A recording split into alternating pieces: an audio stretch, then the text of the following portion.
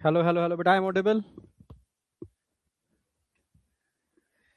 हाँ बेटा, good afternoon all of you. Good afternoon बेटा, good afternoon, good afternoon, good afternoon. कैसे हो भाई? कैसे हो? बीच में गैप हो गया ना थोड़ा सा, हाँ ठीक है, क्योंकि 3.2 चालू करना था, ह्यूमन फीचर चालू करनी थी। बायोमोलिक्यूल मैं करा चुका हूँ, ठीक है। जो 3.0 का बच्चा है उसको मैं बता दूं, और 2.0 के लिए भी, ठीक है। बायोमोलिक्यूल इवनिंग में नेक्स्ट वीक से चालू हो जाएगा। जिसको रिवीजन करना है 2.0 वाले को, वो रिवीजन कर सकता है, ठीक है। और 3.0 वालों के लिए एडिशनल टाइम के अंदर वो चालू हो जाएगा। ओके, तो मॉर्निंग में चल रहा है वैसे चलेगा, तो इवनिंग में आपका, ठीक है, एक लेक्चर चलेगा शायद एक टीचर का, ठीक है, पर डे, इस तरीके से चलेगा नेक्स्ट वीक से। तो उसके अंदर वो टॉपिक कवर हो जाएगा जो 2.0 के अंदर सिंगल सिंगल टॉपिक का जो हुआ है ना, वो वहां कवर हो जाएगा, जिससे कि एंड डेट सेम रहे, उसमें कोई फ्लक्चुएशन ना हो। समझे? अच्छा, अचीवर से क्लास कर रखी है, ठीक है, बहुत बढ़िया। तो अचीवर से भी कर सकती है, ठीक है, ऐसे भी कर सकती है। आप बहुत मस्त पढ़ाते हो गुरु जी, ठीक है। नहीं बेटा, कोशिश करता हूं बस, और कुछ नहीं, ठीक है। वॉइस किसी की अगर क्रैक हो रही है ना, तो एक तरीका है, एक बार लीव कर लो मेरे ऑन करने के बाद, और फिर से ज्वाइन करोगे तो वॉइस क्लियर हो जाएगी। ऐसा मुझे टेक्निकल टीम ने बताया था, तो मैंने आपको बता दिया। हाँ, इस बार कॉकरोच नहीं कराएंगे, क्योंकि मैं फिर भी एक बार जो एनएमसी का अपडेट आएगा ना, हाँ उसमें और देखूंगा। अगर वहां कुछ भी उन्होंने छेड़छाड़ की है तो मैं करा दूंगा, कोई दिक्कत नहीं है। नहीं तो फिलहाल अभी कॉकरोच नहीं कराऊंगा, ठीक है। हाँ, ओनली फ्रॉग।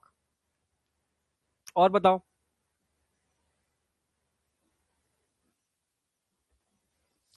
और बताओ। एक तुम्हारे लिए काम किया है मैंने, पता है। अब हर रात 10 बजे, हर रात ना करके रात 10 बजे, ठीक है, क्योंकि जब तुम्हारा यहां पर एक टॉपिक कवर होगा ना, उसको मैं 10 मिनट के अंदर वाईटी पर रिवाइज कराऊंगा। और उस टॉपिक के, मतलब छोटा सा भी टॉपिक, जैसे बायोमोलिक्यूल मैंने कराया है, जो अभी नए बच्चे जुड़े हैं 3.2 वाले, वो देख सकते हैं कि बायोमोलिक्यूल में मैं रिवीजन कैसे करा रहा हूं, ठीक है। हाँ, रिवीजन प्लस क्वेश्चन प्रैक्टिस, मैं सच कह रहा हूं, वो अल्टीमेट है, अल्टीमेट है, ठीक है। तो एक बार आप देखना, आपको मजा आ जाएगा। तो वहां रिवीजन भी चलेगा, और क्वेश्चन जो प्रैक्टिस कराता हूं ना मंडे ट्यूसडे वेडनेसडे, उसमें डोपा के क्वेश्चन होंगे, उसके अंदर नीट एडवांस के क्वेश्चंस होंगे, उसके अंदर जो मेरे कुछ बनाए हुए क्वेश्चंस हैं, ठीक है, वो भी उसके अंदर होंगे।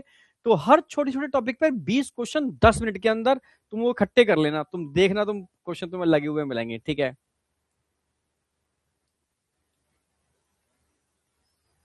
आप तरुण सर जैसा कोई नहीं पढ़ाता। नहीं नहीं बेटा, देखो कोशिश करते हैं यार अपना, बस है ना।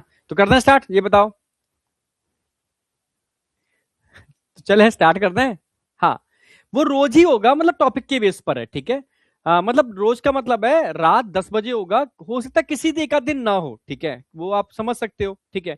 टॉपिक जहां कवर नहीं होगा तो वहां कैसे करा दूंगा, यहाँ मेरी 3 ही दिन तो क्लास आ रही है, ठीक है। तो इसलिए वो 6 दिन नहीं हो सकता वहां पर, 1-2 दिन मिसिंग हो सकती है, क्योंकि मैं 2 दिन प्रैक्टिस करा दूंगा और 2 दिन थ्योरी, तो 4 दिन या 5 दिन के अंदर यहाँ उधर कवर कर दूंगा। तो 10 मिनट का सेशन होगा बस, ठीक है। चलो स्टार्ट करते हैं। तो लेक्चर नंबर 1 है, ठीक है, breathing and exchange of gases, ठीक है। 2 क्वेश्चन का वेटेज है, पूरी ह्यूमन फिजियोलॉजी का वेटेज 16 क्वेश्चन का है। 16 क्वेश्चन बहुत होते हैं, ठीक है। हाँ, सीबीटी मोड में आ रहा है, कंफर्म है, कंफर्म है। सीबीटी मोड में आ रहा है, कंफर्म है, ठीक है। हाँ, और सीबीटी मोड में आने का मतलब है तुम्हें प्रैक्टिस, मैं तो खैर अच्छी कराऊंगा, टेंशन मत करो। आ जाओ। तो आज तो मैं पहला लेक्चर है, तो बेसिक रेस्पिरेशन कराऊंगा, और टाइप्स ऑफ रेस्पिरेटरी ऑर्गन भी करा दूंगा मैं। हाँ, कल से मेरी स्पीड ठीक ठाक होगी, ध्यान रखना।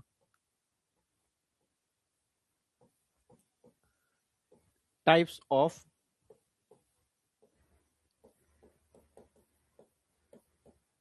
Respiratory organ. अच्छा, एक चीज ध्यान रखना, आज तो पहला सेशन है, पहला तो मैं बहुत बेसिक लूंगा, कि बच्चा नया नया जुड़ता है, कई बच्चे ऐसे भी होंगे पहली बार पढ़ रहे होंगे, समझना चाह रहे होंगे सर बोलते कैसे हैं, लिखते कैसे हैं। तो पहला सेशन नॉर्मल रहेगा। कल से थोड़ा सा मैं प्रैक्टिस पर ज्यादा फोकस करने वाला हूं, ठीक है। हाँ, प्रैक्टिस ज्यादा कराऊंगा, मैं एक टॉपिक कराऊंगा, फिर उसकी प्रैक्टिस, फिर टॉपिक, फिर उसकी प्रैक्टिस, फिर टॉपिक, फिर उसकी प्रैक्टिस, ठीक है, इस तरीके से चलेगा। एनसीईआरटी में साथ लेके चलूंगा, ध्यान रखना, एनसीईआरटी मेरे साथ चलेगी, वो आज ही देख लोगे, ठीक है। जितने नोट्स मैं बनाऊंगा, ठीक है, वो नोट्स आप साथ साथ अपनी नोटबुक पे बनाओगे। कई बच्चों के पास नोट्स बने हुए होंगे तो उनको दोबारा से बनाने की जरूरत नहीं, उन नोट्स को अपडेट करोगे मेरे साथ साथ। क्या करोगे? अपडेट करोगे। ओके, चैनल बता देता हूं बेटा मैं। ठीक है, ये आपके लिए एक एक मतलब स्कैनर है, आप इसको स्कैन कर लेना। स्कैन करके इसमें एक फॉर्म आएगा, उस फॉर्म को फिल करने की कोशिश करना। ठीक है, कई बच्चों ने कोशिश की थी इसलिए मैं बता रहा हूं। जो डिटेल्स आएंगी उसको फिल कर देना, क्योंकि वो एकेडमिक एक्सीलेंस के लिए बताया जाता है कि हाँ जरूरी है, और ये हम मतलब कनेक्ट करने के लिए बच्चे के लिए बहुत जरूरी है। ठीक है, और एक ये और स्कैनर है, ये आपका टेलीग्राम चैनल है, जो आपका पर्सनल टेलीग्राम चैनल है जिस पर हम लोग कनेक्टेड रहेंगे। ठीक है, तो इसको आप स्कैन करके ज्वाइन कर लेना। अब आप स्टार्ट करते हैं बेसिक्स ऑफ रेस्पिरेशन। अगर मैं रेस्पिरेशन की बहुत बेसिक की बात करता हूं तो एक चीज तो मैं डिस्कस करता ही हूं। क्या भाई? रेस्पिरेशन हम करते क्यों हैं? रेस्पिरेशन का पर्पस क्या है?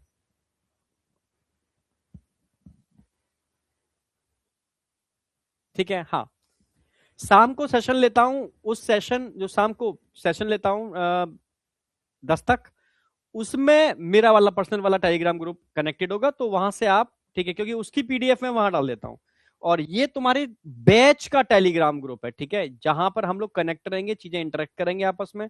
ठीक है, जो भी कहीं की दिक्कत आएगी, कोई इंफॉर्मेशन देनी होगी, सब कुछ इस पर रहेगा, तो इस पर तुम जुड़ जाना सारे के सारे। ठीक है, अब जब बेसिक्स ऑफ रेस्पिरेशन, अगर मैं रेस्पिरेशन के बेसिक्स की बात करूं तो मैं एक कॉमन चीजें सब बच्चों से पूछता हूँ कि नए बच्चे भी आते हैं, बेटा क्या डिफरेंस होता है एनिमल और प्लांट के अंदर, रेस्पिरेशन के अंदर? ठीक है, तो डिफरेंस एक्चुअल में कुछ भी नहीं होता।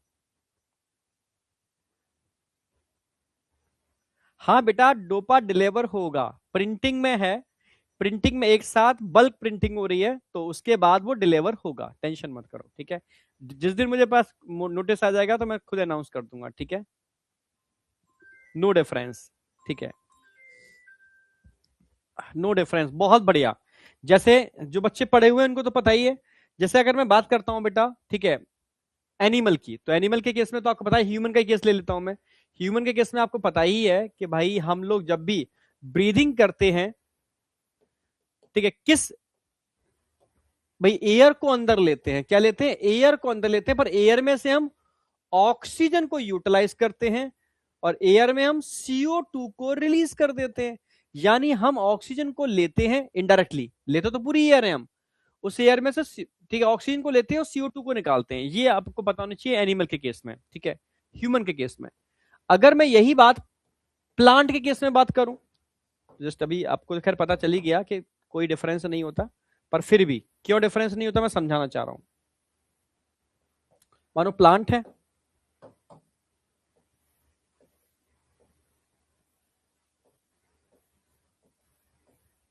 और प्लांट के केस में आप जानते हो कि फोटोसिंथेसिस सबको पता है,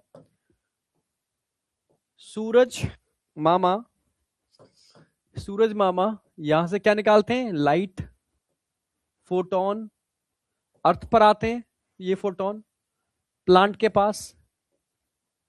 जब ये लाइट आती है अर्थ पर, ठीक है, ये लाइट क्या काम करती है? ये लाइट लाइट रिएक्शन करती है, और लाइट रिएक्शन में क्या बनता है? एटीपी। तो यहां क्या बनेगा प्लांट के अंदर आकर के? से क्या बनेगी? एटीपी। जब एटीपी बनती है उस समय प्लांट क्या निकालते हैं? ऑक्सीजन को निकाल देते हैं। इस समय प्लांट क्या निकालेंगे जब एटीपी बनेगी? ऑक्सीजन को निकालेंगे। तो ड्यूरिंग रेस्पायरेशन, अभी मैं एनिमल के केस में ऑक्सीजन लेते हैं, CO2 निकाल रहे हैं, पर यहां पर अभी respiration, it is a part of photosynthesis. किसका पार्ट है? फोटो सिंथेसिस का पार्ट है ये, तो फोटोसिंथेसिस का पार्ट है। ठीक है, ड्यूरिंग फोटोसिंथेसिस लाइट रिएक्शन होती है, एटीपी बनती है प्लांट के अंदर। जब एटीपी बनती है तो उस समय कौन सी एयर बाहर निकालते हैं प्लांट? ऑक्सीजन बाहर निकालते हैं लाइट रिएक्शन में। ठीक है, फिर रूट से प्लांट क्या लेते हैं? रूट से प्लांट वाटर लेते हैं, H2O। स्टोमेटा से प्लांट कौन सी गैस को लेते हैं? स्टोमेटा से प्लांट CO2 को लेते हैं। किसको लेते हैं? CO2 को। भाई वाटर नीचे से लिया, CO2 स्टोमेटा से ली।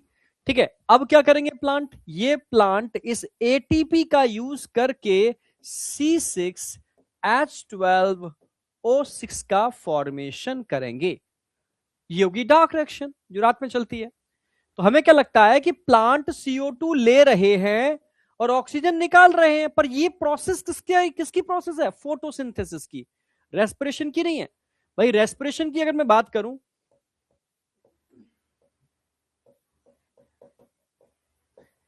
एनिमल के केस में हम ऑक्सीजन ले रहे हैं, यानी यहां से ऑक्सीजन क्या आ रही है? डिफ्यूज होकर ब्लड में आ रही है। और ये ऑक्सीजन क्या काम कर रही है? ये ऑक्सीजन क्या काम कर रही है? ये C6H12O6 का ब्रेकडाउन।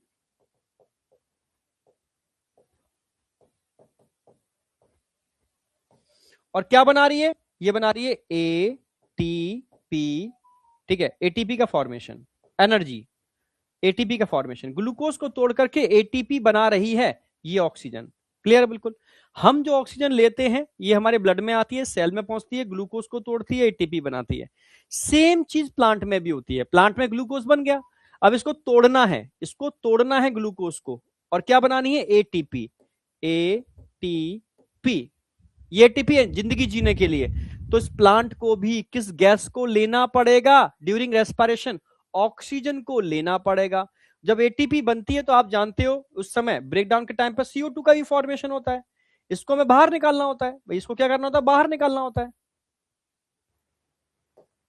इसको बाहर निकालना होता है। ठीक है, तो जब एटीपी बनती है तो उस समय CO2 भी बनती है। इस CO2 को क्या करते हैं? बाहर निकाल देते हैं। तो रेस्पिरेशन में प्लांट भी ऑक्सीजन लेते हैं और CO2 निकालते हैं। ये रेस्पिरेशन है।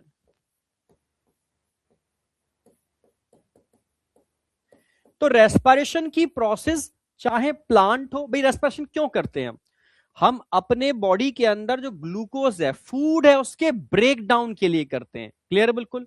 हाँ, अपने बॉडी के अंदर, बेटा क्या हो गया?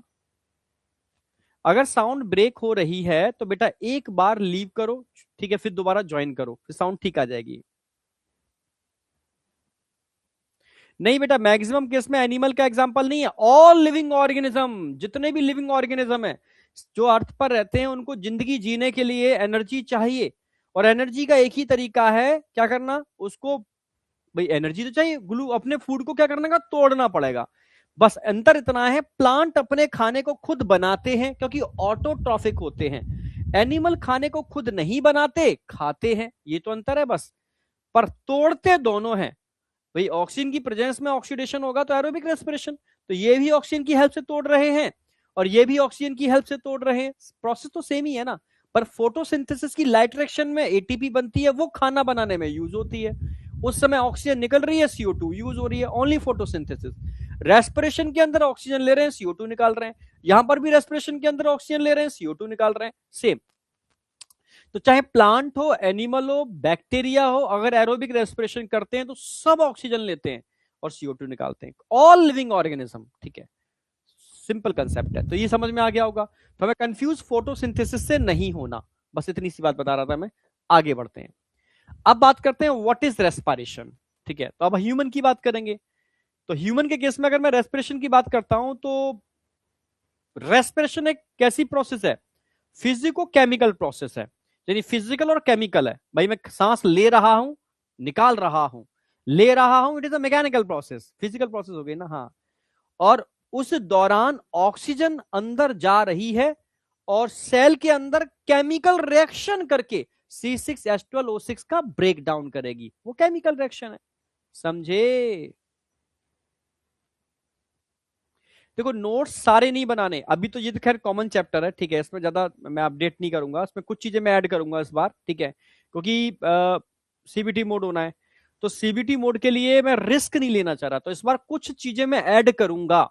यस, हाँ, कुछ पॉइंट्स मैं ऐड करूंगा जो पिछले साल में नहीं थे, ठीक है, हाँ, तो वो मैं ऐड करूंगा। तो आप वो ऐड कर लेना, बाद बाकी का इस चैप्टर का नोट्स में ज्यादा अंतर नहीं है। जहां जहां अंतर आएगा मैं बताता जाऊंगा, ठीक है। सर्कुलेशन में अंतर आएगा, इसमें थोड़ा सा अंतर आएगा, बीच में एड ऑन करूंगा मैं, ठीक है। तो आ जाओ रेस्पिरेशन। तो बेसिक प्रोसेस है रेस्पिरेशन की, तो कॉमन ही है। तो रेस्पिरेशन कैसी प्रोसेस है? आप बोलोगे फिजिकल और chemical, it is a physico chemical process.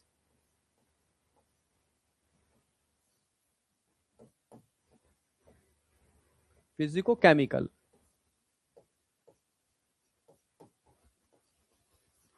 Process.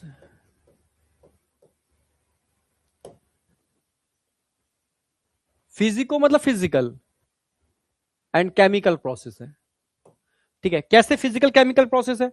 वही सेम। मुन्ना भाई,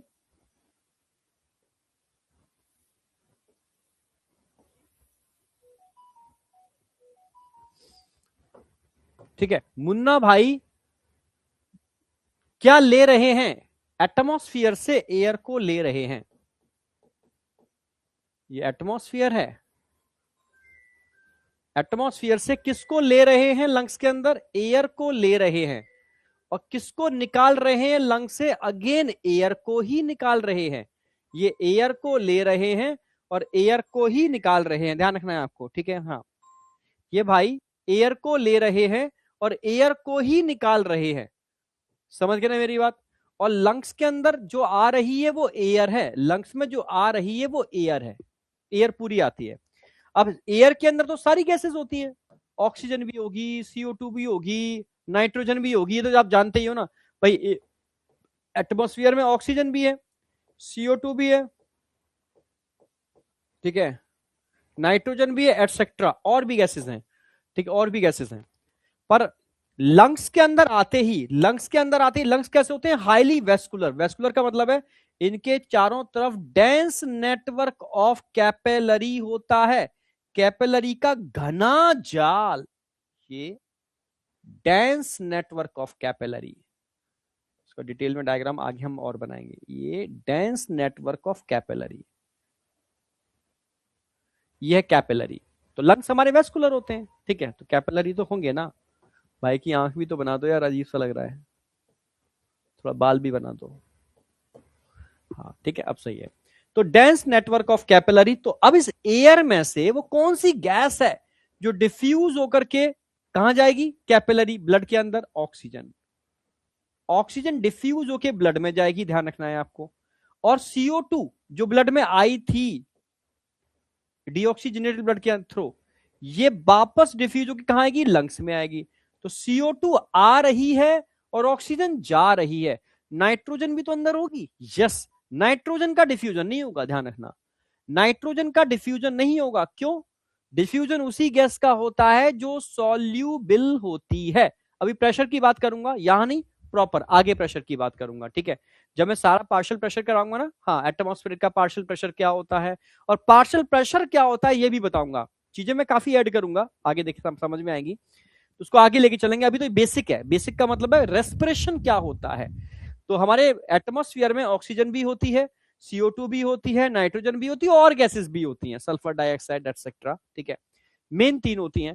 तो इनमें से ऑक्सीजन और CO2 का ही डिफ्यूजन हो रहा है, और किसी का नहीं हो रहा। क्यों? क्योंकि वो सॉल्युबल नहीं होते। उसी गैस का ब्लड में डिफ्यूजन होगा जो सॉल्युबल होगी। सिंपल सी बात है। ठीक है, तो डिफ्यूजन सॉल्युबिलिटी पे डिपेंड करता है। तो ये तो समझ में आ गया। आप एयर ले रहे हो, एयर ही निकाल रहे हो। लेने की प्रक्रिया को, प्रोसेस को हम बोलते हैं इंस्पायरेशन। इंस्पायरेशन। और निकालने की प्रोसेस को क्या बोलते हैं? एक्सपायरेशन। तो आप ड्यूरिंग इंस्पायरेशन एयर को ले रहे हो, ड्यूरिंग एक्सपायरेशन एयर को ही निकाल रहे हो। ठीक है, लंग्स में एयर आ रही है जिसमें से ऑक्सीजन अंदर जा रही है, CO2 बाहर आ रही है। जो ब्लड आ रहा है, जो ब्लड आ रहा है लंग्स में, वो कैसा ब्लड होगा? वो डीऑक्सीजिनेटेड ब्लड होगा। कैसा ब्लड होगा? डीऑक्सीजिनेटेड ब्लड होगा। कैसा ब्लड होगा? डीऑक्सीजिनेटेड ब्लड होगा। ग्रीन कलर से रिप्रेजेंट कर रहा हूं उसको मैं। ठीक है, पर आफ्टर एक्सचेंज जो ब्लड बन रहा है वो कैसा ब्लड होगा? ऑक्सीजनेटेड ब्लड होगा। यानी जो ब्लड बाहर निकलेगा एक्सचेंज होने के बाद, वो कैसा होगा? ऑक्सीजनेटेड ब्लड होगा। यहां से जो निकलेगा वो ऑक्सीजनेटेड है, अंदर जो जा रहा है वो डीऑक्सीजनेटेड है। यहां क्या हो रहा है? एक्सचेंज ऑफ गैसेस, या डिफ्यूजन ऑफ गैसेस भी कह सकते हो आप। तो ये हो क्या रहा है यहां पर? तो आप बोलोगे ये हो क्या रहा है? It is a diffusion of gases.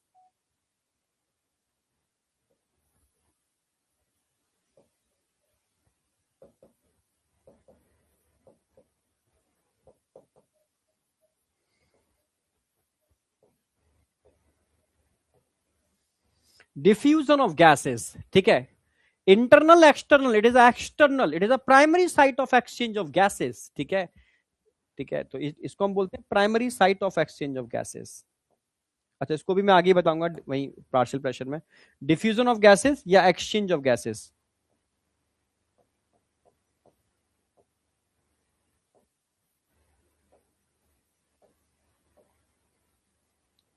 Diffusion of gases, exchange of gases, it is primary site, मैं लिख देता हूं, primary site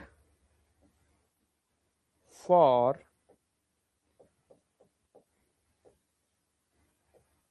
exchange of gases. Secondary side क्या होगा, टिश्यू होगा, ठीक है, तो डिफ्यूजन हो रहा है, एक्सचेंज ऑफ गैसेस हो रहा है, it is the primary side of exchange of gases, secondary side tissue होगा। और ये क्या हो रहा है यहां पर, ये क्या बोलोगे आप, सर ब्रीथिंग हो रही है, एयर आ रही है और एयर जा रही है, कहते हैं ना कि भाई बाहर की एयर अंदर आ रही है, अंदर की एयर बाहर जा रही है, ठीक है, कहते हैं ना भाई कमरे में सफोकेशन हो रहा है, खिड़की खोल, बाहर की हवा अंदर आने दे और अंदर की हवा बाहर जाने दे, वेंटिलेशन होने दे, क्या होने दे, वेंटिलेशन, इसी को हम ब्रीथिंग भी कहते हैं और वेंटिलेशन भी कहते हैं। तो इंस्पायरेशन एक्सपायरेशन जो प्रोसेस है ना, इसको आप ब्रीथिंग भी बोल सकते हो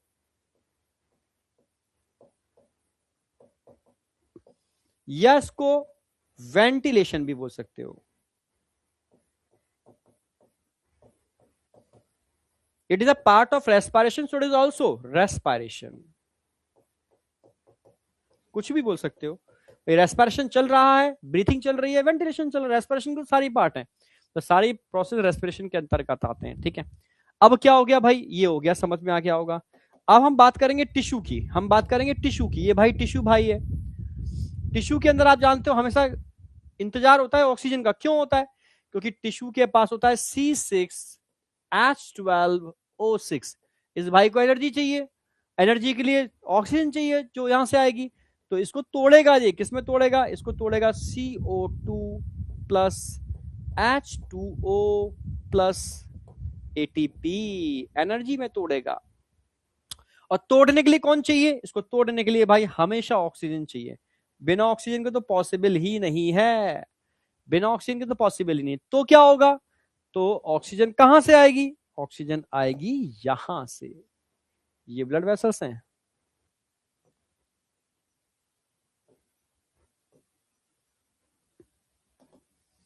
तो सिंपल सी बात है, ये सारा ऑक्सीजनेटेड ब्लड यहां से होता हुआ कहां जाएगा, हार्ट के पास, हार्ट के पास, और हार्ट भैया कहां पहुंचा देंगे उसको, सीधा सारे टिश्यू के पास पहुंचा देंगे, सारे टिश्यू के पास पहुंच गया, सारे टिश्यू के पास, थोड़ा सा उसको नीचे ले लो, टिश्यू के पास, जब टिश्यू के पास ऑक्सीजनेटेड ब्लड पहुंचेगा, उसमें कौन होगी, उसमें होगी ऑक्सीजन, डिफ्यूज होकर सीधी अंदर आएगी और क्या बनाएगी, CO2, और CO2 डिफ्यूज होकर कहां आएगी, सीधी बाहर आएगी, CO2 सीधी बाहर आएगी, यानी यहां ऑक्सीजन अंदर जा रही है, CO2 बाहर आ रही है, ऑक्सीजन अंदर जा रही है, CO2 बाहर आ रही है, it is also diffusion of gases, ठीक है, ये भी डिफ्यूजन ऑफ गैसेस हो रहा है, वो उल्टा हो रहा है, ये भी क्या हो रहा है, डिफ्यूजन ऑफ गैसेस, ये भी क्या हो रहा है, डिफ्यूजन ऑफ गैसेस, यहां पर क्या हो रहा है, again diffusion of gases,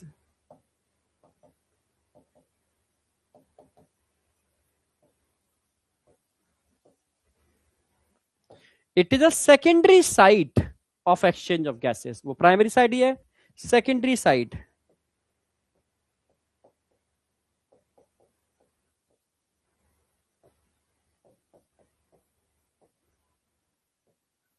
exchange of gases कहां हो रही है, सेल के अंदर हो रही है, भाई प्रोसेस कहां हो रही है, सेल के अंदर, इसको सेलुलर रेस्पिरेशन,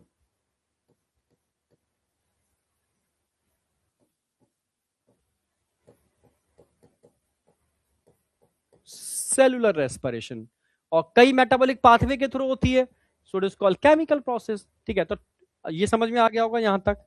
अब जब ब्लड लौटेगा तो यहां से क्या लौटेगा, लेकर के लौटेगा, CO2 लेकर के लौटेगा, CO2 वाला ब्लड पहले हार्ट के पास आएगा, हार्ट इसको सीधा लंग्स में भेज देगा, लंग्स से बाहर निकल जाएगी CO2। तो ये हो क्या रहा है, ये हो रहा है ट्रांसपोर्ट ऑफ गैसेस।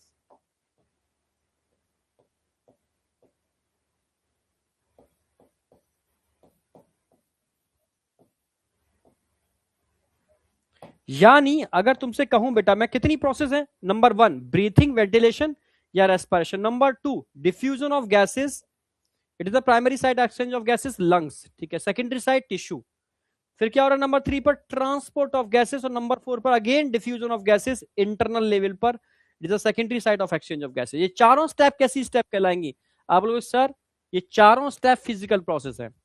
जो पांचवा स्टेप दिख रहा है ना, पांचवा स्टेप जो सेल के अंदर चल रहा है, डिफरेंट मेटाबॉलिक पाथवे के थ्रू चल रहा है, इसको बोलते हैं केमिकल प्रोसेस, ठीक है, it is a physical and chemical. तो मैं यहां लिख भी देता हूं, इसलिए अब सब कंसेप्चुअल पढ़ना है, ध्यान रखना।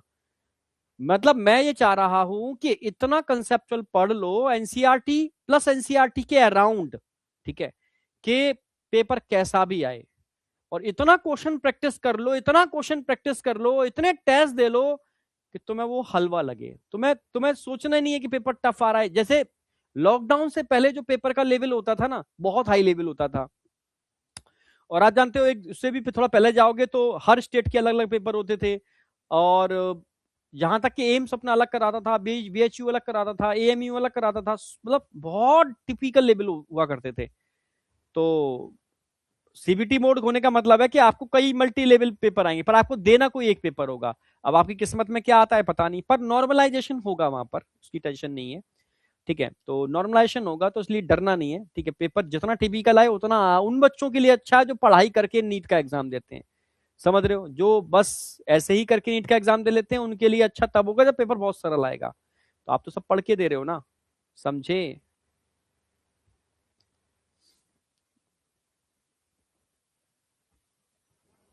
नॉर्मलाइजेशन तुमने शायद जेई का एग्जाम नहीं देखा। जेई के एग्जाम में क्या होता है ना, परसेंटाइल बनता है। जैसे किसी को बहुत डिफिकल्ट पेपर मिल गया तो उसका परसेंटाइल अलग बनेगा, किसी बच्चे को शिफ्ट में बहुत इजी पेपर आ गया तो उसका परसेंटाइल अलग बनेगा, फिर फाइनल सारे परसेंटाइल को मिलाकर के रिजल्ट बनाया जाता है, जिससे कि ऐसा ना हो कि जिसको टिपिकल पेपर दिया तो उससे गलत हो जाए, ठीक है। हाँ, जिसको इजी मिल गया उसके बल्ले बल्ले उसका परसेंटाइल उसके हिसाब से बनेगा, ठीक है। तो ऑन एन एवरेज, मतलब चाहे पेपर टिपिकल आए चाहे इजी आए, बहुत सिस्टमेटिक वे में काम होता है, तो बच्चे को मतलब किसी से अन्याय नहीं होता, ठीक है। ये बहुत तरीका अच्छा है, जेई में एप्लीकेबल है। तो ये समझ में आ गया कि ये चारों प्रोसेस क्या कहलाएंगी, फिजिकल प्रोसेस। फिजिकल प्रोसेस में कौन कौन से स्टेप आएंगे, नंबर 1, नंबर 2, नंबर 3 और नंबर 4, ये चारों स्टेप फिजिकल प्रोसेस के अंदर है। जबकि केमिकल प्रोसेस के अंदर सिर्फ एक ही स्टेप आ रहा है, सिंगल स्टेप, नंबर 5। केमिकल में सिर्फ नंबर 5 आ रहा है, it is a cellular respiration. Chemical process सिर्फ ये वाली है। और ये केमिकल प्रोसेस जिसके अंदर ग्लूकोज टूट रहा है, CO2H2 ATP बन रहा है, ये सारे लिविंग ऑर्गेनिज्म में सिमिलर होती है, सबके अंदर सिमिलर होगी, सबके अंदर चीजें टूटेंगी। हो सकता है ऑक्सीजन की एब्सेंस में टूटे या प्रेजेंस में टूटे, पर टूटेंगी, और ये प्रोसेस होगी होगी। But physical process organism to organism vary करती है। यस, जैसे मेरे पास लंग्स है तो लंग्स का यूज करके मैं ट्रांसपोर्ट ऑफ ऑक्सीजन और ट्रांसपोर्ट ऑफ CO2 करूंगा, पूरी मैकेनिज्म। प्लांट के पास स्टोमेटा है तो स्टोमेटा के थ्रू फिजिकल प्रोसेस करेंगे वो, ठीक है। जैसे फिश के पास गिल्स है तो गिल्स का यूज करके फिजिकल प्रोसेस करेंगे, आप समझ रहे हो। कॉकरोच के पास ट्रैकिया है तो ट्रैकिया का यूज करके वो फिजिकल प्रोसेस करेगा।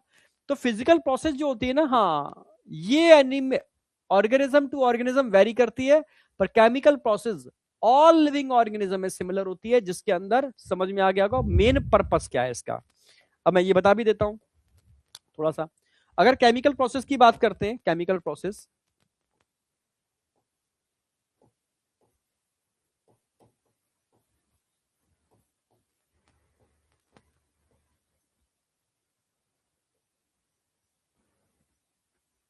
अगर मैं केमिकल प्रोसेस की बात करता हूं, जिसको हम सेलुलर रेस्पिरेशन बोलते हैं, क्या बोलते हैं, cellular respiration.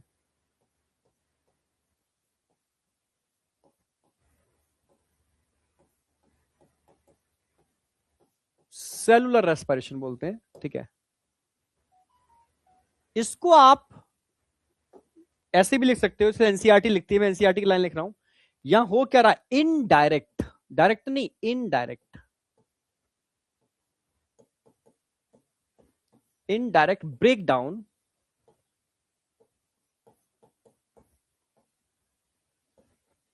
Of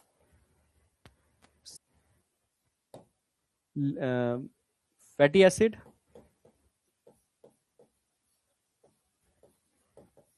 amino acids etcetera करता हूं, इनडायरेक्ट ब्रेकडाउन, ठीक है। और ये टूटेंगे, इनके टूटने को बोलते हैं हम कैटाबॉलिज्म। समझाता हूं अभी, कैटाबॉलिज्म। कैटाबॉलिज्म का मतलब होता है ब्रेकडाउन, ब्रेकडाउन। कैटाबॉलिज्म टूटना, एनाबॉलिज्म जुड़ना, ठीक है। हाँ, तो अगर मैं तुम्हें अलग से समझाऊं तो एक समझा देता हूं, वैसे मैं कुछ बच्चों को बेसिक भी स्ट्रॉन्ग करने हैं मुझे, ठीक है। देखो, एक होता है मेटाबॉलिज्म, हमारी बॉडी में मेटाबॉलिक रिएक्शन चलती है, मेटाबॉलिज्म, मेटाबॉलिज्म। इसको दो पार्ट में डिवाइड कर सकते हो, ठीक है। एक कैटा और एक एना, कैटाबॉलिज्म और एनाबॉलिज्म।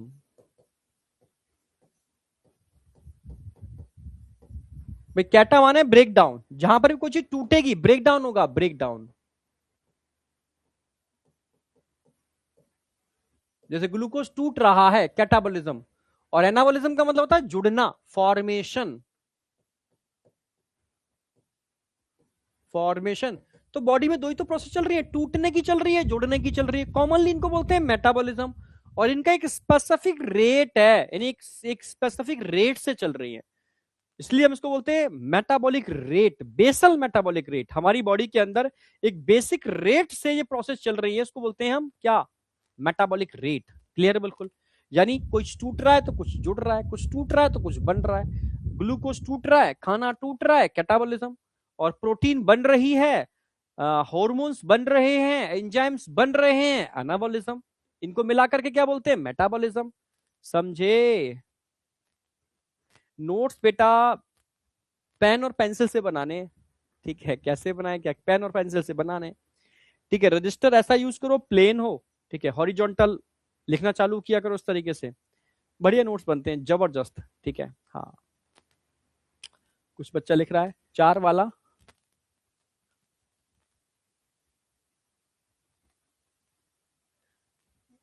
हाँ, इंटरनल रेस्पिरेशन, हाँ इसको बोल सकते हो इंटरनल रेस्पिरेशन, बिल्कुल। अभी तो मैं एनसीईआरटी यूज कर रहा हूं। प्रोसेस क्या हो रही है, डिफ्यूजन हो रही है। It is a primary site of exchange of gases. भाई एटमॉस्फेरिक लेवल पर हो रहा है तो it is also called external respiration. ये बॉडी के अंदर टिश्यू लेवल पर हो रहा है, so it is called internal respiration. पर it is a secondary site for exchange of gases, ठीक है। Secondary site of exchange of gases, ठीक है। प्राइमरी साइट हमेशा लंग्स होती है, तो इस पर क्वेश्चन आता है। एनसीईआरटी की लाइन थी इसलिए मैंने ऐड कर दी। अब आ जाओ, हाँ केमिकल प्रोसेस। तो यहाँ क्या भाई, इनडायरेक्ट ब्रेकडाउन होगा तो क्या बनेगा, यहां पर CO2 बनेगा, यहां पर H2O बनेगा, प्लस यहां पर ATP बनेगी। ये तो आप समझ ही गए होगे, ठीक है। और CO2 क्या है, it is a metabolic based gas.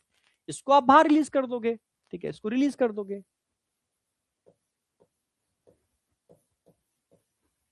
Release in atmosphere. क्यों? इट इज अ मेटाबॉलिक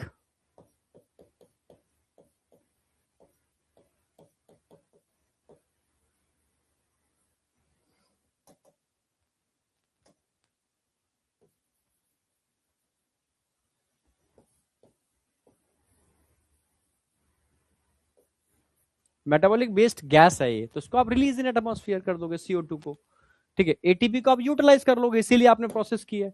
हाँ, ये ब्रेकडाउन जो है ऑक्सीजन की प्रेजेंस में भी हो सकता है और ऑक्सीजन की एब्सेंस में भी हो सकता है, catabolism. In presence of oxygen,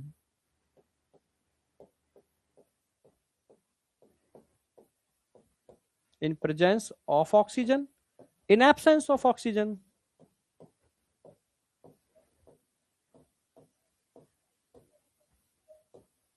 हाँ, ऑक्सीजन की प्रेजेंस में होगा। अगर यही ऑक्सीजन की प्रेजेंस में होगा, क्या बोलेंगे इसको, एरोबिक रेस्पिरेशन। हाँ, ऑक्सीजन यूज नहीं करोगे भाई तो क्या होगा, एनारोबिक रेस्पिरेशन।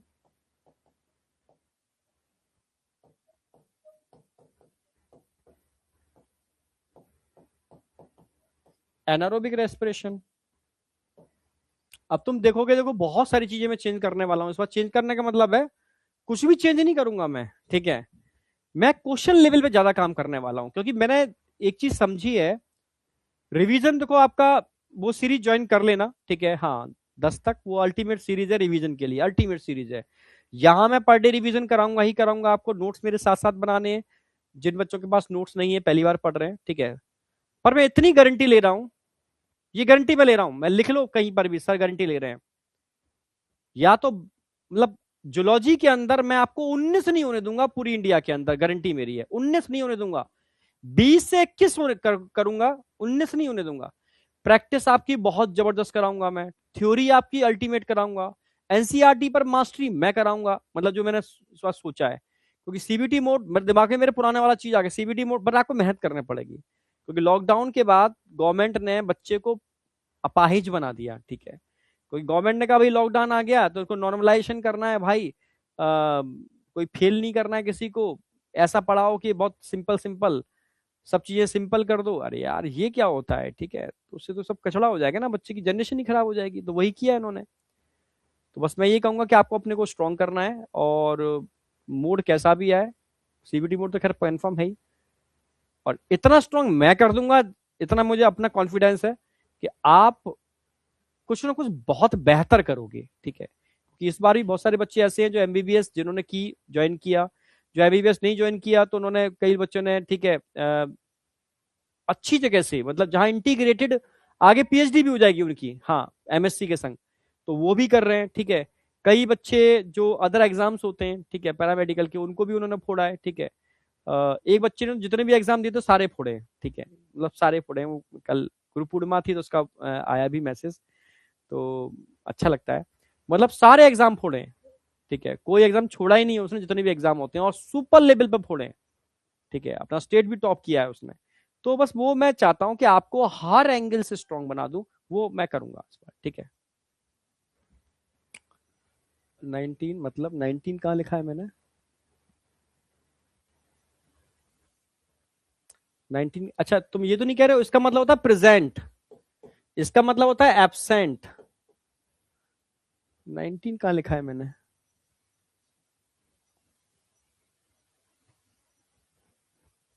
19 कहाँ लिखा है बेटा मैंने? 19 लिखा ही नहीं है कहीं, पीछे तो ये लिख दिया कहीं। नहीं, 19 तो लिखा ही नहीं है ना। ये 1 2 3 4, 1 2 3 4 चारों फिजिकल प्रोसेस हैं, केमिकल प्रोसेस है। Physical process organism to organism vary करेंगी, केमिकल प्रोसेस ऑल ऑर्गेनिज्म में सिमिलर होती है, ठीक है। In presence of oxygen aerobic respiration, in absence of oxygen anaerobic respiration.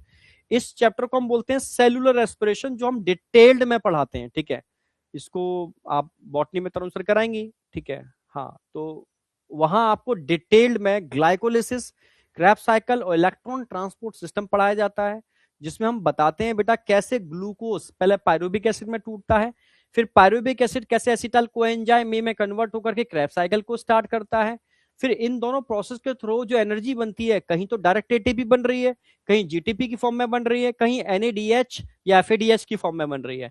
इनको फिर इलेक्ट्रॉन ट्रांसपोर्ट सिस्टम का एक सिस्टम होता है मेम्ब्रेन के ऊपर, उसमें डाल करके एटीपी में फिर से कन्वर्ट किया जाता है, ठीक है। It is a other form of ATP. जैसे भाई एक तो है करारे करारे 500-500 के नोटों की गड्डी, आप सीधे उठाओ मार्केट में जाके परचेज कर लो, और एक है सोने और चांदी की मोहरें, ठीक है, नहीं सिक्के। अब तुम गोलगप्पे खाने हैं तो सोने और चांदी का सिक्का तो लेके जाओगे नहीं, उसको सुनार के पास लेके जाओगे, उसको करेंसी में कन्वर्ट कराओगे, तब जाकर के यूटिलाइज करोगे। तो है तो एनर्जी की फॉर्म, ठीक है। तो उस वो बनती है साइकिल के थ्रू, फिर उसको हम ईटीएस में डाल करके अगेन करेंसी में कन्वर्ट करते हैं, और फिर बॉडी उसको यूटिलाइज करती है। ये पूरा एक चैप्टर है सेलुलर रेस्पिरेशन, जो आप उसमें पढ़ोगे। बेसिक मैंने करा दिया है। हाँ, ये एनसीईआरटी की सारी लाइंस हैं, कौन सा कैटाबॉलिज्म होता है, डायरेक्ट या इनडायरेक्ट। इनडायरेक्ट, डायरेक्ट का मतलब होता है सीधा आपने ग्लूकोज को लेके जला दिया, ठीक है, यानी ग्लूकोज हो, फैटी एसिड हो, अमाइनो एसिड हो, इनको लेके सीधे जला दिया, डायरेक्ट ब्रेकडाउन। पर डिफरेंट रिएक्शन, मेटाबॉलिक रिएक्शन के थ्रू, डिफरेंट साइकिल के थ्रू, डिफरेंट एंजाइम के थ्रू, डिफरेंट इंटरमीडिएट के थ्रू तोड़ रहे हो, लाइक ग्लाइकोलिसिस, क्रैब्स साइकिल, तो इसको इनडायरेक्ट ब्रेकडाउन कहते हैं। तब जाकर के CO2 H2 और ATP का फॉर्मेशन होता है। यहां तक किसी को कोई डाउट है तो मुझे बताओ, कुछ भी डाउट है, कुछ भी, कैसा भी। जब डाउट ना आया करे, पूछा करूं तो बस थोड़ा सा आग लगा दिया करो, बस भाई ठीक है।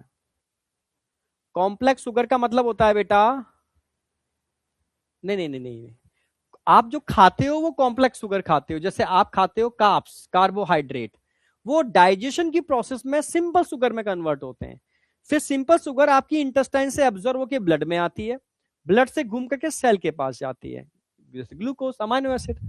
फिर सेल के अंदर ये ग्लूकोज, अमाइनो एसिड फर्दर टूटते हैं, तो सिंपल चीज टूटेगी, कॉम्प्लेक्स कैसे टूटेगी? यहाँ पर डाइजेशन में कॉम्प्लेक्स का सिंपल में कन्वर्जन होता है, रेस्पिरेशन में नहीं।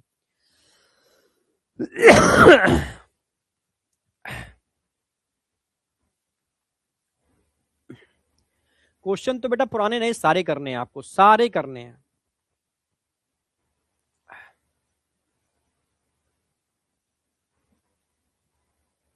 यहां तक कोई डाउट? यहां तक कोई डाउट नहीं, आगे बढ़ रहा हूं। अब बात करूंगा रेस्पिरेटरी ऑर्गन की। अगर मैं रेस्पिरेटरी ऑर्गन की बात करता हूं तो मैंने बताया था कि हर ऑर्गेनिज्म के अंदर, ठीक है, रेस्पिरेटरी ऑर्गन अलग अलग टाइप के हो सकते हैं। तो mechanism of breathing very among different group of animal, depend mainly on their, किस पर डिपेंड करती है? किस पर डिपेंड करती है? दो चीजों पर डिपेंड करती है, ठीक है, उनका, हाँ, दो चीजों पर डिपेंड करती है। बताओ किस किस पर डिपेंड करती है, जरा बताओ। क्वेश्चन आएगा, mechanism of breathing different organism के अंदर, हाँ, ग्रुप ऑफ एनिमल में अलग अलग होती है, ये किस पर डिपेंड करती है? यस, हैबिटाट, यस, और लेवल ऑफ ऑर्गेनाइजेशन। हाँ बिल्कुल, हैबिटाट और लेवल ऑफ ऑर्गेनाइजेशन याद है तुम्हें, तो ये क्वेश्चन आ सकता है। दो चीजों पर डिपेंड करती है, उनका हैबिटाट क्या है और उनका लेवल ऑफ ऑर्गेनाइजेशन क्या है। समझाऊंगा उसको मैं, ऐसे कुछ भी हर चीज कंसेप्ट समझा करके। और रिवीजन मेरा पर डे चलेगा, एक तो रिवीजन रात में चलेगा वाईटी पर, और यहां जैसे मैं अगला, जैसे मैं कल कराऊंगा तो आज का रिवीजन कराऊंगा, तब मैं आगे का स्टार्ट करूंगा। ये मेरा रेगुलर है, ठीक है। और ये हैबिट आपके अंदर भी आनी चाहिए कि जब भी आप कोई भी टॉपिक पढ़ो तो पुराना आंखें बंद करके पहले एक बार ब्रेन मैपिंग कर लो उसको, फिर आगे स्टार्ट करो। इससे परमानेंट मेमोरी बेहतरीन बनती है, ठीक है। हाँ, तो दो चीजें बेटा, इनका हैबिटेट क्या है, इनका हैबिटाट,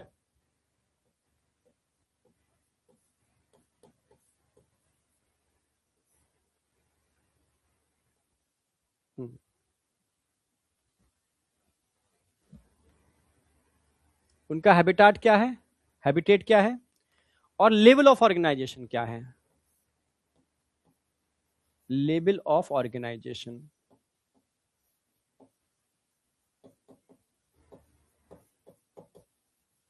समझते हो ना? हाँ बेटा, उनका लेवल ऑफ ऑर्गेनाइजेशन क्या है, हाँ, उनका हैबिटाट क्या है और लेवल ऑफ ऑर्गेनाइजेशन क्या है, हैबिट, हाँ, उनका लेवल ऑफ ऑर्गेनाइजेशन क्या है, मतलब कहां रहते हैं। जैसे इनका हैबिटाट, जैसे एक्वाटिक है,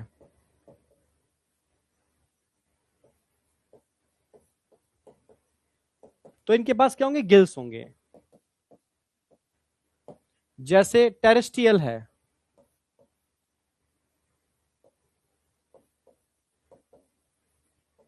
तो लंग्स हो सकते हैं,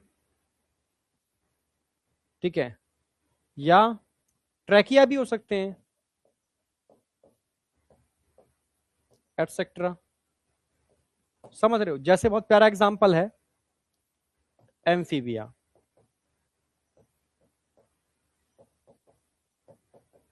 एम्फीबिया में अगर मैं बात करूं, इसमें दो स्टेज होती है, एक तो लार्वा होता है और एक एडल्ट होता है। एक तो एडल्ट होगा, लार्वा होगा, और एक एडल्ट होगा। अगर मैं लार्वा की बात करता हूं तो लार्वा का हैबिटेट क्या है, ये पानी में रहता है, ये एम्फीबियंस है, मिलिटेरिस्टियल फॉर्म में आ गया, ये एक्वाटिक है, ये टेरिस्टियल है। इसके पास गिल्स होते हैं, जबकि इसके पास तो लंग्स भी होते हैं, स्किन से भी कर लेता है, ठीक है, और बुक्कोफेरेंजियल भी कर लेता है। तो ये वेरी कर गया ना कि भाई कहां रहते हो, तुम्हारा हैबिटेट क्या है। तुम पानी में रहते हो तो लंग्स यूज नहीं कर सकते, गिल्स ही यूज करोगे। तुम टेरेस्ट्रियल कंडीशन पर हो, हाँ बेटा।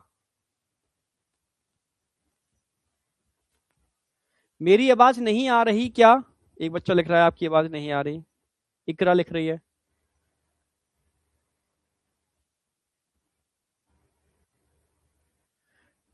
डीपीपी, डीपीपी तो सारी अपलोडेड है बेटा। डोपा असाइनमेंट अपने में अल्टीमेट असाइनमेंट है, ठीक है, हाँ। ये मतलब हम लोगों ने इसकी बुक बना दी है डोपा की। जिन बच्चों ने इन्फिनिटी लिया है उनके तो घर पर जा रही है। बाद बाकी के बच्चे जो मंथन लिए हैं खाली, तो वो उसको ले सकते हैं अलग से भी। सब लाइव स्क्रीन स्ट्रेस्ड है।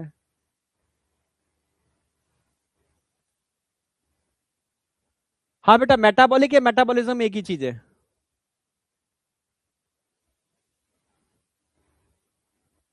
जूलॉजी का डाउट सेशन है तो मैं मिलूंगा शाम को। पर अभी डाउट सेशन में कुछ डाउट तो आएंगे ही नहीं, क्योंकि कुछ अभी कराया ही नहीं है। पर आज तुमसे बात कर लूंगा 10-15 मिनट के लिए आकर के बात जरूर करूंगा आज, ठीक है। पहला सेशन है तो मैं गाइड कर दूंगा, ठीक है। लेवल ऑफ ऑर्गेनाइजेशन, अब लेवल ऑफ ऑर्गेनाइजेशन की बात करते हैं। तो उनका लेवल ऑफ ऑर्गेनाइजेशन भाई, जैसे एनिमल्स का level of organisation cellular level भी होता है, ठीक है। सेलुलर के अलावा टिश्यू लेवल भी होता है, टिश्यू जैसे ऑर्गन लेवल भी होता है, जैसे ऑर्गन सिस्टम लेवल भी होता है।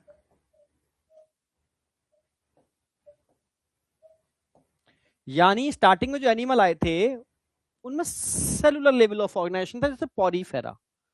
फिर आगे जाकर के भाई सिलिंड्रेटा, टीनोफोर आए, उनमें टिश्यू लेवल का था। उसके आगे पढ़ोगे प्लेटियलमंथीज आए, फ्लैट वॉर्म, तो उनके पास ऑर्गन लेवल ऑफ ऑर्गेनाइजेशन था।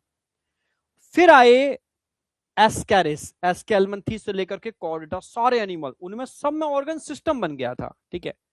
तो स्टार्टिंग में देखोगे, मैं बात करता हूं सेलुलर और ऑर्गन लेवल ऑफ ऑर्गेनाइजेशन, यहां से ऑर्गन में भी यहां तक सारे एनिमल बॉडी सरफेस ही यूज करते थे। अभी गिल्स नहीं बने थे, बॉडी सरफेस ही यूज करते थे।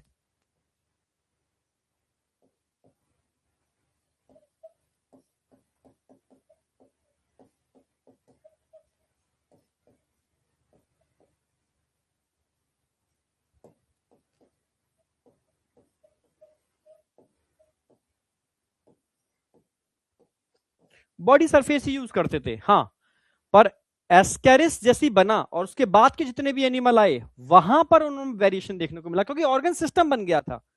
जिनमें ऑर्गन ही नहीं है तो ऑर्गन, समझ रहे हो ना, तो बॉडी सरफेस ही यूज करेंगे। यहां आकर के फिर इनके पास गिल्स आ गए। इसके अलावा ट्रैकिया आ गए। इसके अलावा लंग्स आ गए, एटसेट्रा। यानी ये समझ में आ गया कि मैकेनिज्म ऑफ ब्रीदिंग किस पर डिपेंड कर रही है, कि तुम किस वातावरण में रहते हो और तुम्हारा लेवल ऑफ ऑर्गेनाइजेशन क्या है। सेलुलर है, टिश्यू है, ऑर्गन है या ऑर्गन सिस्टम है। तुम्हारी बॉडी सेलुलर ऑर्गेनाइजेशन से बनी है, या तुम्हारी बॉडी में कई सेल के मिलने से टिश्यू बन गए हैं, या तुम्हारी बॉडी के अंदर कई टिश्यू के मिलने से ऑर्गन बन गए हैं, या कई ऑर्गन के मिलने से ऑर्गन सिस्टम बन गया है, समझे। आने वाले टेस्ट में बेटा ब्रीदिंग ही आएगा, पहला टेस्ट ब्रीदिंग का होगा, ठीक है, हाँ।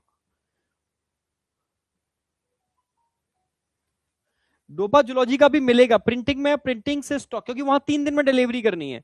जिस दिन शो हो जाएगा ना, हाँ, जिस दिन सोना चालू हो जाएगा उसको 3 दिन में डिलीवरी मतलब बच्चे को मिल जाएगा, अमेजोन और फ्लिपकार्ट के थ्रू, इसलिए वहां भी शो नहीं कर रहे, ठीक है। प्रिंटिंग स्टॉक वहां पहुंचेगा, स्टॉक जहां से डिस्पैच होता है उनके पास पहुंचते ही वो उसको वहां शो कर देंगे, ठीक है। हाँ, फुल चैप्टर टेस्ट में आएगा, क्योंकि अब हाँ, फुल चैप्टर आएगा। मतलब बहुत ये समझना, चल के चलना, तुम्हारा मेन टारगेट होगा कि तुम्हें जनवरी लास्ट तक पूरा कोर्स करना है। बस ये लेके चलो, सर कुछ भी हो जनवरी लास्ट तक करना है, ठीक है। तो मेरे संग रहना, और डेप्थ में करना है, कंसेप्ट के साथ करना है, प्रैक्टिस के साथ करना है, ठीक है। तो थोड़ा तुम्हें, हाँ पहला लेक्चर है तो मैं बहुत रिलैक्स लेके चलूंगा, बट सेकंड थर्ड से धीरे धीरे हम लोग एकदम टारगेट पर फोकस करेंगे, ठीक है। चलो, अभी स्टार्टिंग में तो माइनर होगा, मेजर कैसे हो जाएगा, पहले माइनर होगा, ठीक है, फिर मेजर होगा। तो एक चीज समझ में आ गई, दो चीज समझ में आ गई हमारे, तीन चीज समझ में आ गई हमारे। सबसे पहले मैंने कहा बेसिक ऑफ रेस्पिरेशन क्या है, समझ में आ गया। फिर हमने बात की कि रेस्पिरेशन होता क्या है, एनसीईआरटी में इसकी पूरी स्टेप दे रखी है, मैंने डायग्राम में कन्वर्ट कर दिया। एनसीईआरटी के पहले पैरा में दे रखा है कि रेस्पिरेशन होता क्या है, तो सेलुलर रेस्पिरेशन को मैंने एक्सप्लेन कर दिया, पूरी एनसीईआरटी है। फिर एनसीईआरटी में दे रखा है रेस्पिरेटरी ऑर्गन किस पर डिपेंड करते हैं, हैबिटेट क्या है उनका, और लेवल ऑफ ऑर्गेनाइजेशन क्या है, इस पर डिपेंड करते हैं। फिर आ जाओ, कुछ एग्जाम्पल हैं जो आपको याद रखने हैं, एनसीईआरटी के सारे एग्जाम्पल लिख दिए मैंने, जैसे स्पॉन, सिलेंट्रेटा, फ्लैट वॉर्म, मैंने बताया ये सब बॉडी सरफेस ही यूज करते हैं क्योंकि एक्वाटिक होते हैं, बॉडी सरफेस यूज करेंगे, है ना। अर्थवॉर्म की अगर बात करूं तो अर्थवॉर्म के पास मॉइस्ट क्यूटिकल होती है, ध्यान रखना। क्यूटिकल एक तरीके से नॉन सेलुलर लेयर होती है, स्किन नहीं होती, नॉन सेलुलर। क्यूटिकल जो होती है ना, नॉन सेलुलर होती है।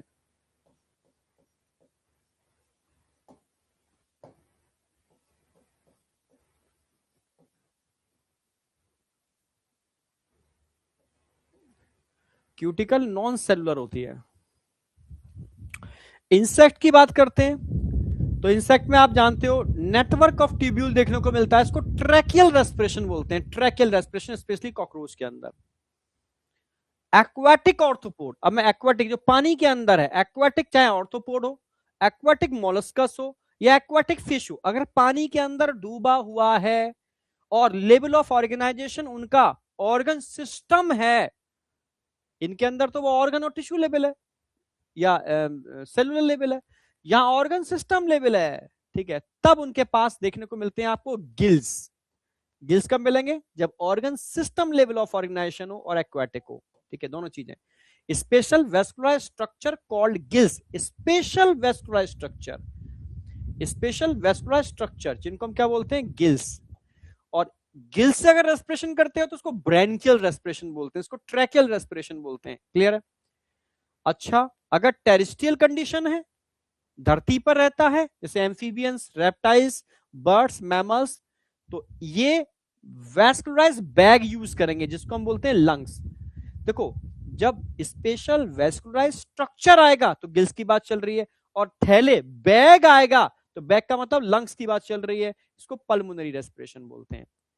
और एम्फीबियंस लाइक फ्रॉग, फ्रॉग अपनी स्किन से करता है, मॉइस्ट स्किन, जिस सेलुलर लेयर होती है, मॉइस्ट स्किन सेलुलर लेयर होती है, moist cuticle non cellular layer होती है, इसको बोलते हैं क्यूटेनियस रेस्पिरेशन, क्लियर है। तो आप याद क्या क्या रखना है कि रेस्पिरेटरी ऑर्गन किस पर बेस्ड है, आप बोलोगे नंबर 1 उनका हैबिटेट क्या है, नंबर 2 उनका लेवल ऑफ ऑर्गेनाइजेशन क्या है, बिना उसके तो पॉसिबल ही नहीं है, ठीक है, इस दो चीजों डिपेंड करती है। दूसरा, जैसे अगर नेटवर्क ऑफ ट्यूब्यूल यूज कर रहे हैं तो tracheal respiration, special vascular structure use कर रहे हैं तो गिल्स मतलब ब्रैंकियल रेस्पिरेशन, लंग्स यूज कर रहे हो तो पल्मोनरी रेस्पिरेशन, क्योंकि ब्रैंकियल मतलब गिल्स होता है, पल्मोनरी मतलब लंग्स होता है, और मॉइस्ट स्किन यूज कर रहे हो, क्यूटिकल नहीं स्किन, तो क्यूटेनियस, तो क्यूटेनियस। कंफ्यूज मत होना, बच्चे कंफ्यूज होते हैं, सर मॉइस्ट क्यूटिकल को क्यूटेनियस बोलते हैं, नो, मॉइस्ट स्किन को क्यूटेनियस बोलते हैं, ये जो नॉन सेलुलर लेयर है, ठीक है। अब बताओ यहां तक कोई डाउट, कंफ्यूजन होगा तो फिर से बता दे रहा हूं। Special vascular structure gills, vascular back lungs, ठीक है, इसको ब्रैंकियल, इसको पल्मोनरी, इसको ट्रैकियल, इसको क्यूटेनियस।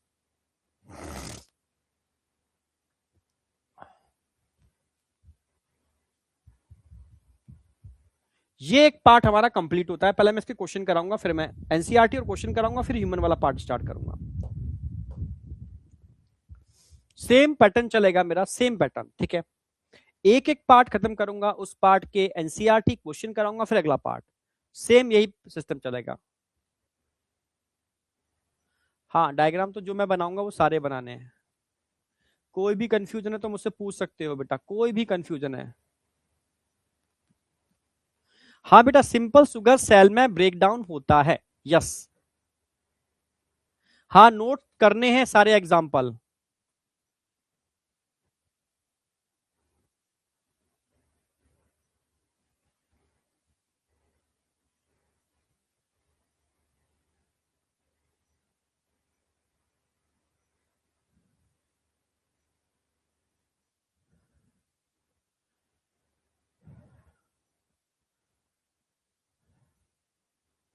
अच्छा, लास्ट स्लाइड नोट करनी है, ओके। नहीं, फ्रॉग में गिल्स नहीं होते बेटा, फ्रॉग के अंदर गिल्स नहीं होते। लास्ट स्लाइड नोट कर लो। फ्रॉग में गिल्स नहीं होते, ध्यान रखना। फ्रॉग के लार्वा के पास गिल्स होते हैं, टैडपोल के पास, हाँ। नहीं, अभी तो स्टार्टिंग में जितने भी टेस्ट होंगे हर 14 डेज के बाद होंगे, ठीक है। पर तुम अगर वीकली देने हैं तो जो अचीवर वाला चल रहा है ना तुम्हारे संग, इसमें एक बैच और मिला है अचीवर, उसमें बिल्कुल फ्रेश टेस्ट बन रहा है वीकली। पर वीकली टेस्ट वही बच्चा दे सकता है जो मतलब जिसने सिलेबस एक बार कर रखा हो। तो वहां चैप्टर वाइज वीकली चल रहा है, यहाँ हर 14 दिन बाद चलेगा। दो टेस्ट आपके चलेंगे, एक 15 दिन में चलता रहा कंटिन्यू चलेगा, एक वीकली चल रहा है। तो अचीवर से आप वीकली टेस्ट दोगे और वहां से आप डोपा सबके लिए बेटा, प्रैक्टिस। तो डोपा तो मैंने भाई हम लोगों ने अभी बनाया है, तो सबके लिए है, चाहे न्यू स्टूडेंट हो चाहे ओल्ड हो। ये नए क्वेश्चंस हैं, नया पैटर्न है, तो डोपा और नीट एडवांस प्रैक्टिस के लिए सबके लिए है। हाँ, एकलव्य टेस्ट के अंदर बेटा वो पूरी ईयर की टेस्ट सीरीज है एकलव्य। मतलब आपको और स्ट्रांग होना है तो एकलव्य आपको लेना होगा। नीट एडवांस अल्टीमेट है बेटा, अल्टीमेट। उसका मैं कब प्रॉपर रिव्यू भी देने वाला हूं। चलो आ जाओ, अब मैं आगे बढ़ रहा हूं। हाँ, बात आ रही थी ह्यूमन का, मैं बाद में कराऊंगा पहले। अब आ जाओ। As you have read earlier, आप पहले पढ़ चुके हो, ऑक्सीजन इज यूटिलाइज बाय, समझना, मैं एनसीईआरटी पे बहुत कमांड करानी है। Oxygen is utilise by organism, किस लिए? Indirect breakdown of simple molecule, जैसे ग्लूकोज, सिंपल शुगर हो गया, अमाइनो एसिड, फैटी एसिड। समझ गए ना मेरी बात? इनको क्या करना है? इनडायरेक्ट ब्रेकडाउन करना है, इनडायरेक्ट ब्रेकडाउन करना है। इससे क्या होगा? इससे एनर्जी मिलेगी, डिराइव्ड एनर्जी, जो डिराइव्ड एनर्जी जो बहुत सारे कामों के लिए जरूरी होती है। इस कारण क्या होगा? कार्बन डाइऑक्साइड का फॉर्मेशन होता है जो बॉडी के लिए हार्मफुल होती है। इसको हम रिलीज कर देते हैं during this process, during एवव catabolic, ये क्वेश्चन आएगा, anabolic catabolic, during एवव catabolic reaction. तो सारी चीजें मैंने नोट्स में इंडिकेट की हुई है। कैटाबॉलिक रिएक्शन है, CO2 हार्मफुल गैसेस को निकालना होता है, ठीक है। इनडायरेक्ट ब्रेकडाउन होता है सिंपल मॉलिक्यूल का, होता है glucose, amino acid, fatty acid, ठीक है, ये ध्यान रखना है आपको। It is therefore evident that oxygen has to continuously provided to cell and CO2 produced by cell have to released out, यानी इस वजह से कंटिन्यू सेल को हम ऑक्सीजन प्रोवाइड कराते रहते हैं बाहर से अंदर, और CO2 जो बनती रहती है उसको अंदर से बाहर निकालते रहते हैं, ठीक है। This process of exchange of oxygen from atmosphere with CO2 produced by cell is called breathing.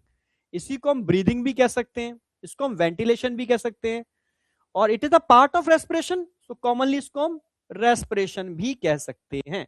Breathing, ventilation या रेस्पिरेशन कुछ भी कह सकते हो, ठीक है। Place your hand on your chest, you can feel the chest move up and down, you now that it is due to breathing. हाँ, पता है ब्रीदिंग की वजह से हो रहा है। हाउ डू वी ब्रीथ, अब इसका पूरा मैकेनिज्म है मैं जो समझाऊंगा। The respiratory organ and mechanism of breathing are described in, मैं आगे बताऊंगा डिटेल में। फिर सारे स्टेप दे रखे हैं, ये मैंने बता दिया कि प्रोसेस क्या होता है। ब्रीदिंग या pulmonary ventilation by which atmospheric air is draw in and CO2 reach जो एल्वेलाई में पहुंच गई थी इसको रिलीज आउट करते हैं। पहला स्टेप तो ये हो गया, it is the primary site of exchange of gases. ठीक है, अब आ जाओ डिफ्यूजन ऑफ गैसेस, ये है primary site lungs across alveolar membrane. तो इसको हम क्या बोलेंगे, ब्रीथिंग या वेंटिलेशन। ये पहला स्टेप क्या कहलाएगा, ब्रीथिंग या वेंटिलेशन। ये ब्रीथिंग हो गया। ये स्टेप क्या हो गया, again primary site of exchange of gases.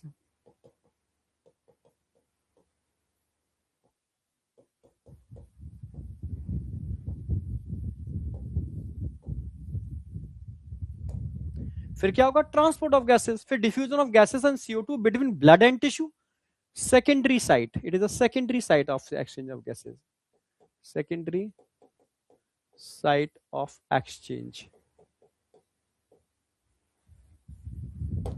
फिर फाइनली क्या होगा, सेल के अंदर ऑक्सीजन का क्या होगा, utilisation of oxygen by cell, किसके लिए, catabolic reaction and result and release of CO2, cellular respiration. ठीक है, सेलुलर रेस्पिरेशन को हम चैप्टर 12 बॉटनी में पढ़ाते हैं डिटेल में। अब बताओ ये क्लियर है ना एकदम?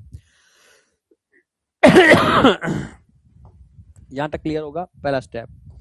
अब इसको और करा दूं, फिर क्वेश्चन कराता हूं, फिर मैं आगे बढ़ूंगा। Mechanism of breathing very among different group of animal, depend mainly on, किस पर डिपेंड करता है mechanism of breathing?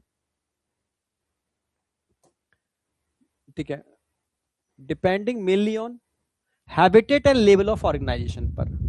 Lower invertebrate, जैसे लोअर इन्वर्टिब्रेट में कौन कौन आ गया, लोअर इन्वर्टिब्रेट में ये भी आया हुआ question, higher invertebrate lower invertebrate करके पूछा। लोअर इन्वर्टिब्रेट जैसे स्पॉन्सिलेंट्रेट, फ्लैटवॉर्म एटसेट्रा, एक्सचेंज ऑफ किसके थ्रू कर रहे हैं बेटा, सिंपल डिफ्यूजन। कहां से हो रहा है, बॉडी सरफेस से हो रहा है।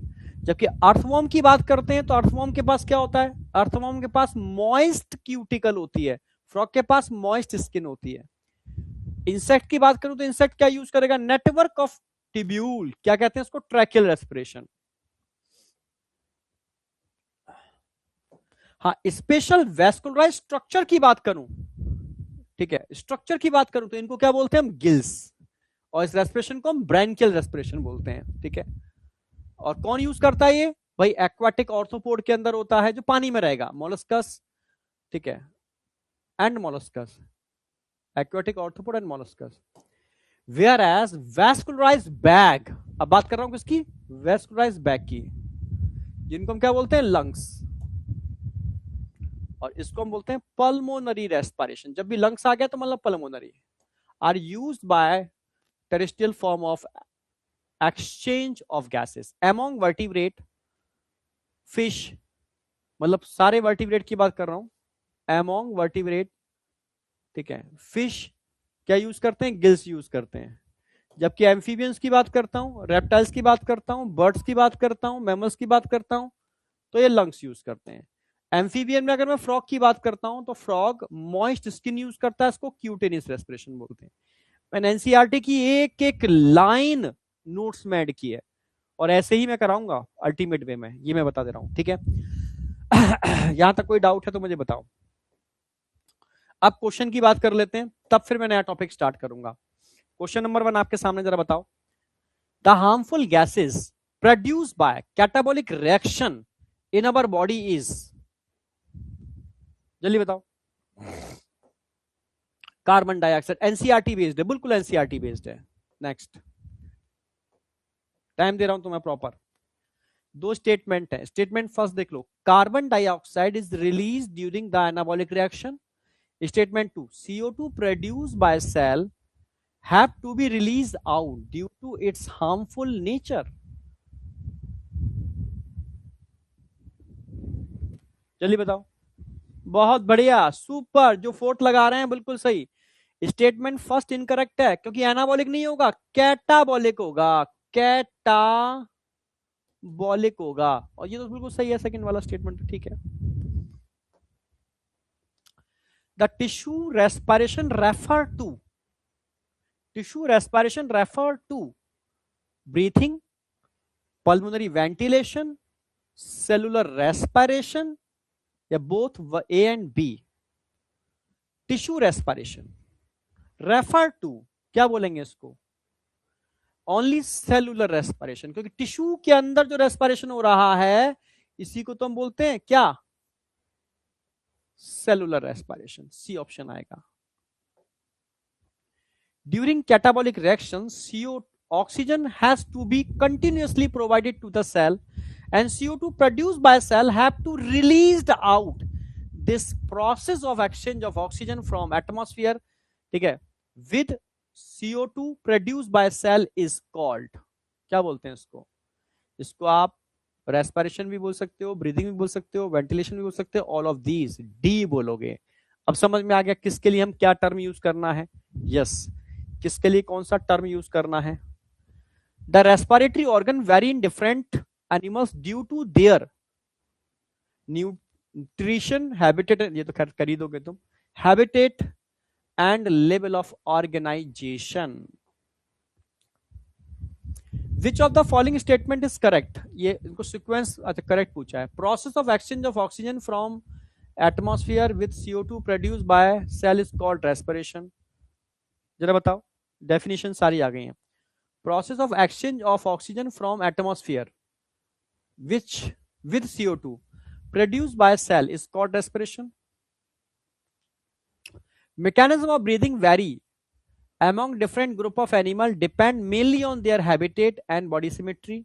Lower invertebrate like sponge, coelenterate, amphioxus, etc. exchange of oxygen with CO2 by simple diffusion. Indirect breakdown of simple molecule to derived energy, carbon dioxide, CO2 with harmful, which is harmful, is also released during the above. अब बताओ क्या लगाओगे, correct सिर्फ एक ही है, बिल्कुल सही। कई बच्चे गलत लगा रहे हैं, पहला करेक्ट है जो डेफिनेशन दे रखी है। Mechanism of breathing very among group of animal, किस पर डिपेंड करती है, हैबिटेट पर करती है, पर सिमेट्री पर नहीं करती। दूसरा, लोअर इन्वर्टिब्रेट लाइक स्पॉन्ज, सिलेंटेड है। एम्फियोक्सिस इन्वर्टिब्रेट नहीं है, एम्फियोक्सिस कौन है, वर्टिब्रेट है।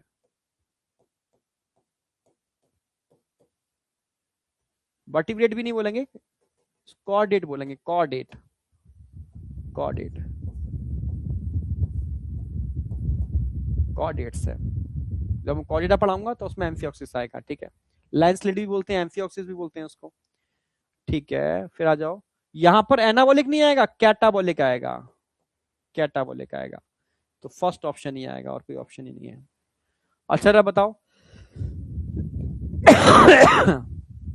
Match the following and mark the correct option.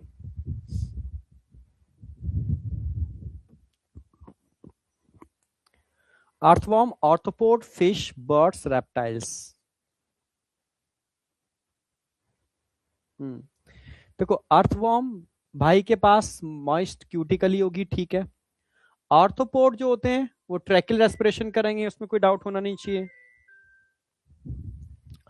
Fish gills use करते हैं और ये तो आप लंग्स यूज करेंगे, ठीक है। फर्स्ट का फर्स्ट ही है, अच्छा तीनों में दे रखा है, फोर्थ किस में दे रखा है, इसमें दे रखा है, ठीक है। सेकंड ऑप्शन आ जाएगा, सी का सेकंड, डी का थर्ड। बहुत बढ़िया, सेकंड जो लगा रहे हैं सही है। Arrange the giving step of respiration in sequence of event they occur. अब बताओ इनको सही से अरेंज करो, सारा मैंने बता चुका हूं, 1 2 3 4 5 एनसीईआरटी भी करा दी है इसकी मैंने। सही सीक्वेंस में इसको अरेंज करो, जल्दी फटाफट बताओ, सही सीक्वेंस में अरेंज करो उसको।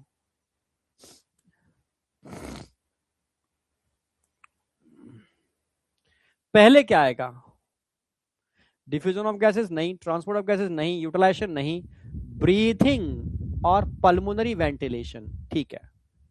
तो पहले तो आएगा breathing and pulmonary ventilation first. Second पर क्या आएगा, फिर diffusion of oxygen and CO2 between blood and tissue, ये लास्ट में आएगा। डिफ्यूजन ऑफ गैसेस नंबर 2 पर ये आएगा, फिर ट्रांसपोर्ट आएगा नंबर 3 पर, फिर नंबर 4 पर ये आएगा और नंबर 5 पर थर्ड आएगा। अब देख लो, फोर्थ फर्स्ट कहीं दे रखा है, फोर्थ फर्स्ट, ये फोर्थ ऑप्शन आ गया, ठीक है। तो सीक्वेंस पे क्वेश्चन आता है इस तरीके से जो आपको करना होता है। तो आज इतना ही रखूंगा, ठीक है। नया टॉपिक अभी स्टार्ट नहीं कर रहा, कल से नया टॉपिक स्टार्ट हो जाएगा, ह्यूमन रेस्पिरेटरी सिस्टम और कल की क्लास में ही ह्यूमन रेस्पिरेटरी सिस्टम एंड भी हो जाएगा, मैं बता दूंगा आपको, ठीक है।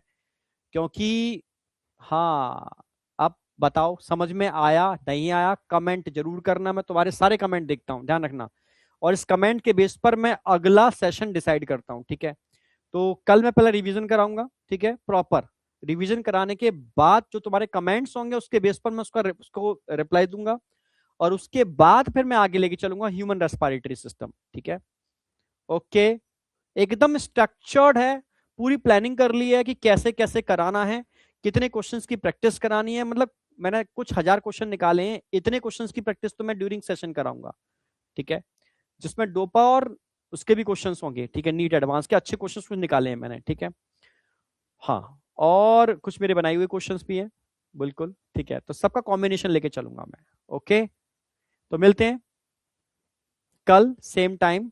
ओके, ताबड़तोड़ तरीके से मेहनत करते हैं। एक बार कमिटमेंट कर लो कि यार मुझे करना ही है, और अपनी कमियों को एक बार आइडेंटिफाई कर लो, जो बच्चे थोड़ा ड्रॉपर हैं, कि यार मुझसे कहाँ कहाँ मिस्टेक हुई। देखो हम इंसान है यार, मिस्टेक तो हो जाती हैं, बट हमें इसको इंप्रूव भी करना आना चाहिए, ठीक है, बस ये है। और निगेटिव थॉट मत लेके चला करो, ठीक है। नेगेटिव थॉट हम लोगों को मतलब सक कर देते हैं, पीछे पहुंचा देते हैं, ठीक है।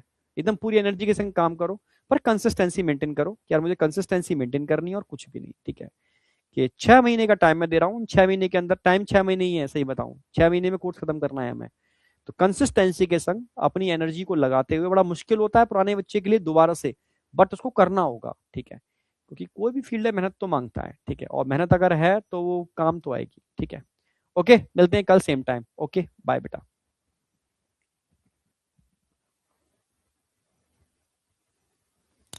ब्रैंकियल मतलब ही बेटा होता है, देखो मैंने बताया ना, जैसे पल्मोनरी मतलब लंग्स, ठीक है। हाँ बेटा, ऐसे ही मतलब ही उनका ये होता है, टर्म्स ही ये होता है, इसलिए, ठीक है।